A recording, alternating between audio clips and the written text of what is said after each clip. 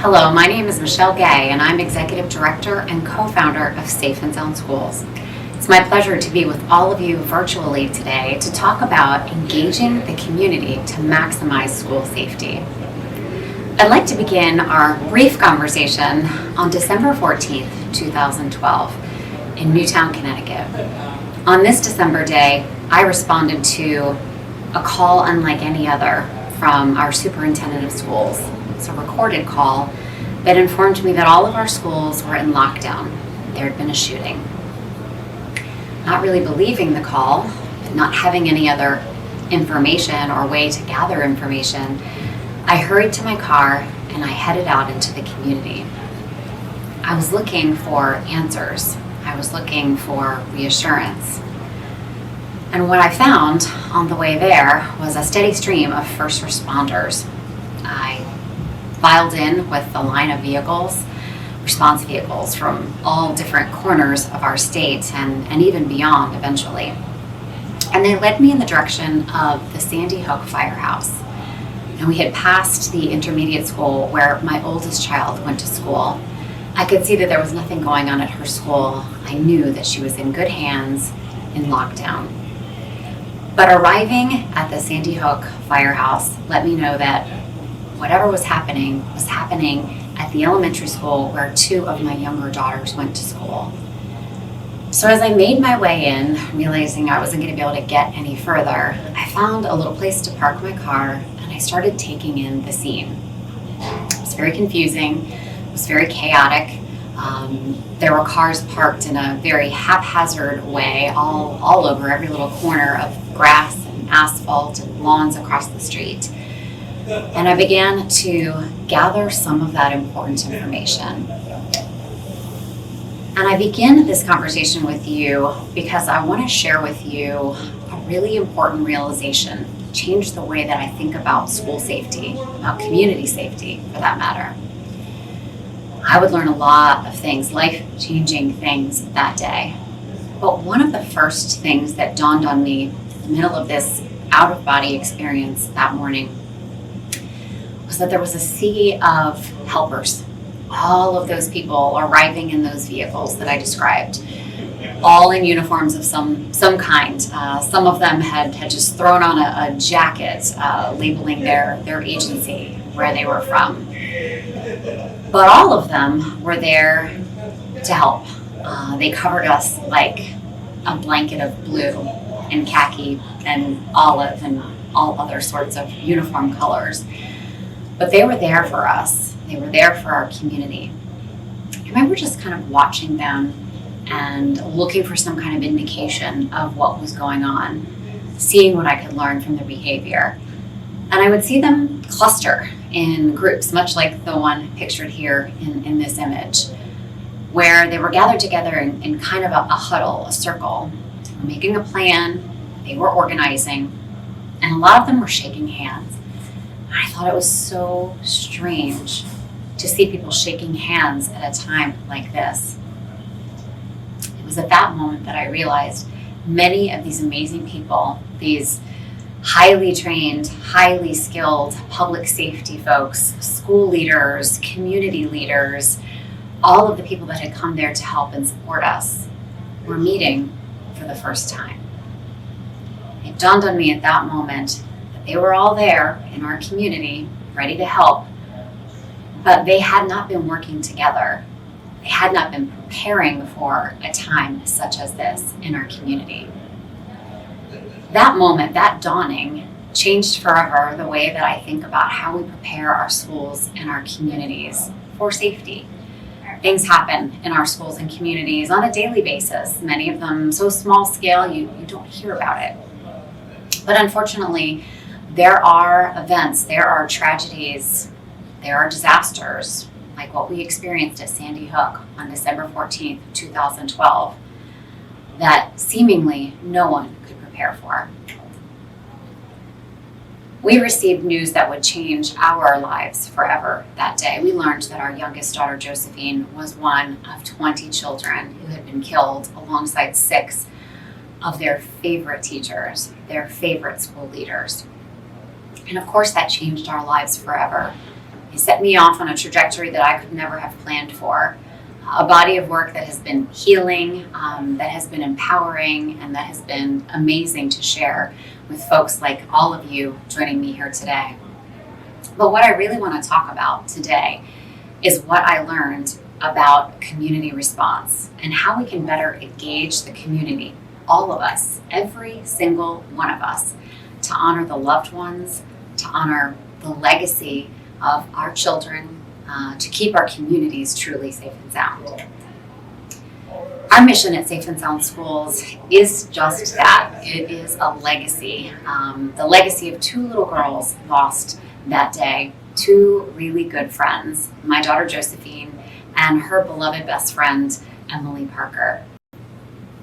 Emily's mom and I went on to found Safe and Sound Schools with a mission to provide research-based education, tools, and resources to support crisis prevention, response, and recovery, ensuring that every school and every child is safe and sound. As we stepped into this work, we realized that there were a lot of other amazing people already doing amazing things. There were experts out there in the field. There were school communities that were doing a phenomenal job. And there were many more who were just getting started. So we wanted to be careful as we stepped into the space to bring something new, to really help schools and communities rethink school safety at whatever point in their journey they were in.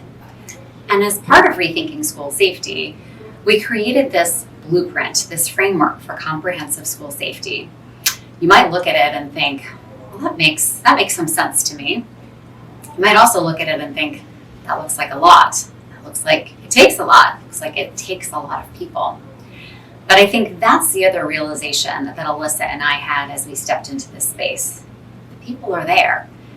It's a matter of organizing them and helping to knit them together. Because one of the other unique realizations that we both had was that those resources are there. The good hearts and hands and minds that care about kids, that care about our communities and our schools, are ready to get to work. In fact, in many cases, they're already very busy at work. And yet many of them, like I realized that day on December 14th, 2012, haven't yet met each other or haven't realized that they're playing on a much larger, much greater, much more important team together. So when we began to look at all of the critical pieces and parts of that dream team of school safety, we realized that one essential cornerstone is mental and behavioral health, really making sure that our schools and communities have programs, resources, staffing, and experts at the ready to support those types of needs in our schools and communities, because yes, they are a part of school safety. We also realized that it was important to tap into the health and wellness resources in the schools and communities. So first and foremost, our school nurses, but beyond the school nurses, really thinking about community-based resources for day-to-day health, nutrition, stress management, and overall wellness in the schools. Beyond that, another important cornerstone was just making sure that our schools and communities are set up for safety, that the physical plant is laid out to set people up for success in times when they most need it. And of course, another cornerstone is culture, climate, and community. Do our schools and communities have a culture of care, of collaboration, of warm, welcoming, open arms for each and every student and family that is part of the school community? Does everybody feel wanted and accepted and loved? And then, of course, we need leaders to steer that path, to cut that path, to secure funding, to create policy in our schools, in our communities, and broadly at the state level and the federal level. That leadership, law, and policy piece cannot be underestimated. And lastly, operations and emergency management. Do we have the plans, the procedures? Do we know what our drills are, what our options are for safety? Do people know what to do in a crisis? And do they know what to do during arrival and dismissal, during field trips, during passing times, if someone should fall ill suddenly? Those are the things that support safety on the day-to-day, but also in those moments of crisis. And all of these are the 6 essential areas or domains of a comprehensive approach to school safety. It's this that we built our whole organization around, all of our trainings, all of the work that we provide. You might look at it again and think, wow, I just don't know that I have all of the human resources that it takes to fill those buckets, to ensure that we have good programming, good education, good training, that we have the right people driving each of those key areas of school safety. I would encourage you to look at this problem a little bit differently. We don't always have a lot of resources in our schools and communities. I've seen this problem come up. It doesn't matter if it's an underserved community, a privileged community, a rural community, an urban community, a suburban community. We all struggle in our school communities with resources and trying to find and make the most of those resources. And often we overlook the very most important resources. Those are the people.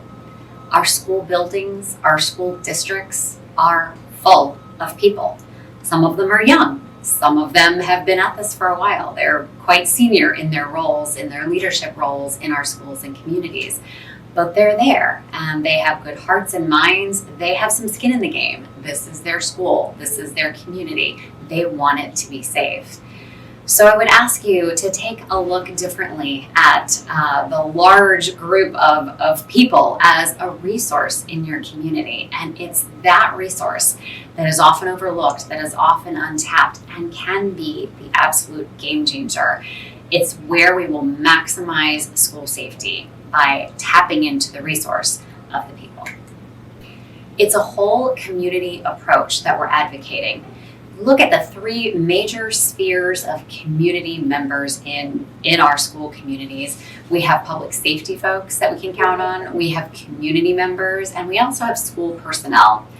That's a lot of people who care about the safety of the community. And you see, when they're all working together, when their work overlaps, it overlaps in a way that creates a little bubble of safety around our schools and communities. And that's exactly what we want. Now, it's not all that difficult to get public safety on board. These are the folks that live and breathe and train for safety in our communities. They are our first responders, our medical professionals. These are the folks that are already well invested in safety for the community and particularly the school. But we struggle in a lot of our schools and communities to tap into these two other major spheres of influence. These resources that are community members, students, parents, families, family physicians, mental health, community mental health, all of those amazing resources and organizations that serve our communities and ultimately our kids in our schools. And then, of course, we have school personnel. Many of our districts are the largest employers in the area, in the town, in the community. So we need to start looking at these people as our team, as our army, if you will, for school safety, with each and every one of us rowing in the same direction, working toward the same shared goals. We will then begin to tap into the buy-in that is so critical to get our schools and communities where they need to be safe and sound. So how do we build that buy-in? How do we get these very different groups of people on the same page and working toward the same goals?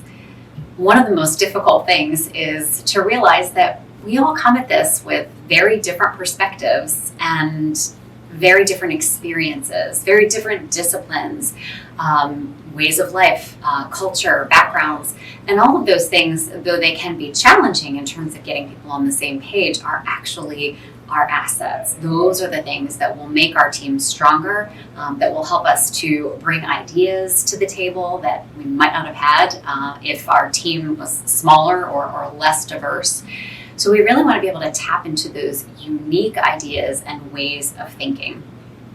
And if we want to try to get folks in the community and in the schoolhouse involved to the level that many of our public safety officials are in the community, it's important to begin with what their goals are. Asking, listening to find out, what is it that's important to you? What is your goal here? What do you want to see? And then we can begin to look for the commonalities, gathering people together and really actively listening to what it is that's important to them. that's when we begin to steer folks together to shape from my goals to our shared goals for safe and sound school communities. When we do that, we are building a shared culture. We are building ownership. We are building a sense of pride around the school community, the place where we send our very most important people every single day. Without that culture, we're not able to change. We're not able to turn the Titanic. We're not able to get that buy-in.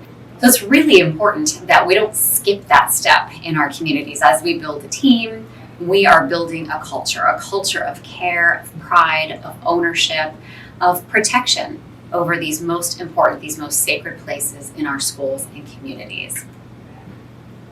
What we're looking to do is solve for safety.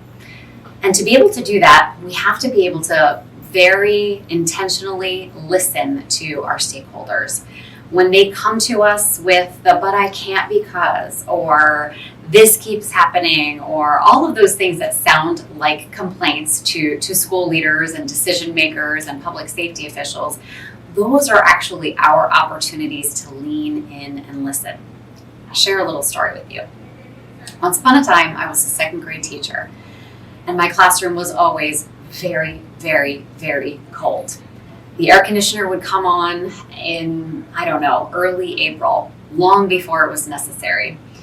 And my students and I would shiver and bundle up with all of our coats in the classroom all throughout the day, just to get through the day together, kind of huddling for warmth. At a certain point in the day, it would become so unbearable. We were so cold. And the only way to warm up the room was later in the day, as it began to warm up outside, open the classroom door. The classroom door that opened to the outside, where there wasn't a fence or any other barrier between us and the community. Now, we were in a wonderful community, and thankfully this weakness was never exploited in our community. We were always safe in that space.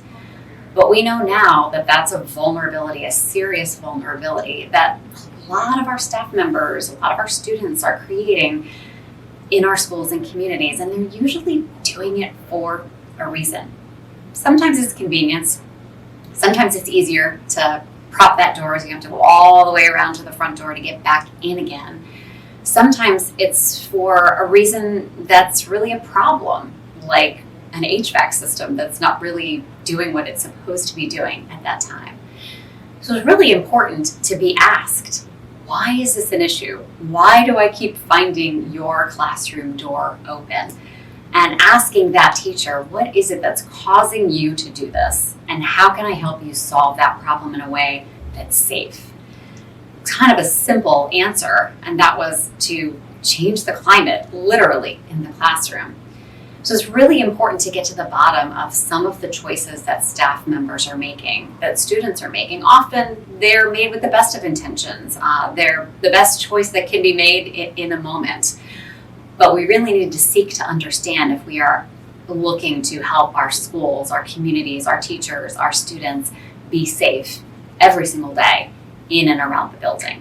It's in these conversations where we find our champions. The people in the building, those human resources that are the leaders, the people that staff listen to, that parents listen to, that students listen to. And of course, we'd all like to believe that those are our school leaders, our SROs, the various folks that are tasked with leading the school community. But very often, they are PTA presidents, they are parent volunteers, they are community members, student leaders, or even just groups of students coming forward with critical information and ideas. We must be on the lookout for those champions. By tapping into these people, we will tap into the larger body of human resources.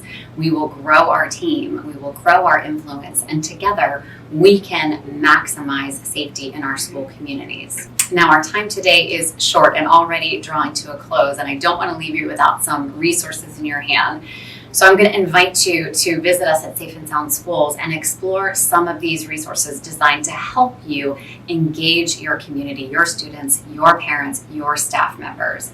One of the programs that we're really very proud of is our Safe and Sound Student Club. You can download this program for free, you can bring it into your school, and you can begin to foster those young leaders in your school community today.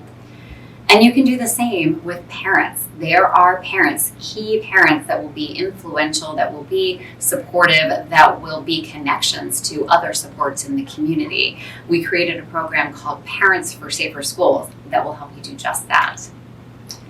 And another program that I'm really especially proud of, and I might talk just a couple extra minutes on, is the program Especially Safe that we created in honor of Josephine. Josephine was very special in many ways, but she was also a special needs child, a special needs student.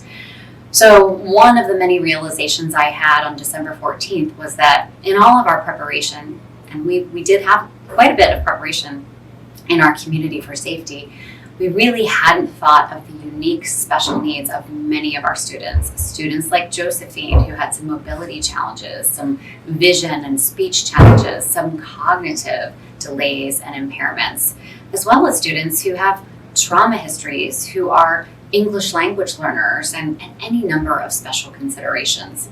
It's not just students. Often staff members have special considerations. Often someone is in a boot or even with crutches for at least a temporary time.